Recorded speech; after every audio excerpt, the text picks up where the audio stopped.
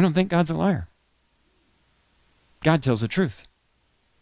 There is a day coming that even the wicked, the lost people will no longer be suffering.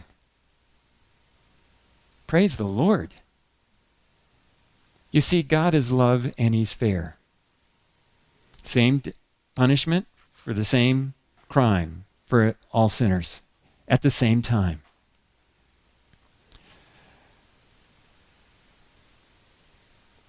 Suppose you had a neighbor that claimed to be the most loving person in the town. But they have a dungeon under their house. And in the dungeon, they're torturing people day and night. And you can hear people in there screaming and begging, just let me die. But he says he's so loving that he'll never let them die. They're just always wishing they would die. Would you think your neighbor is the most loving person in town? He says he is. You wouldn't believe it, would you?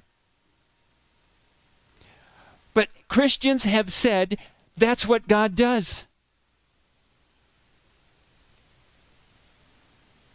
I was sharing this one night, and a young man right in the middle of that side started to cry. He got up and walked out the door.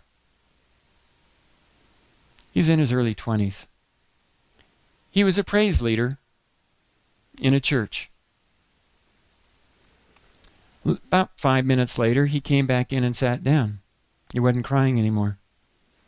After the presentation, I said, could you tell me what happened? He said, yeah.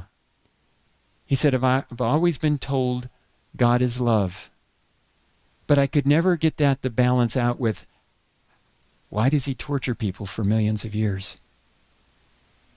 He said, tonight I realized God really is love. And that's when I started crying. God is love. And he loves the worst sinner that's ever been. He even loves Satan enough to simply put him out of his misery. What does a good vet do with an animal that can't be saved? Put it to sleep. And it's no more in pain. And the former things have passed away. Pain is gone.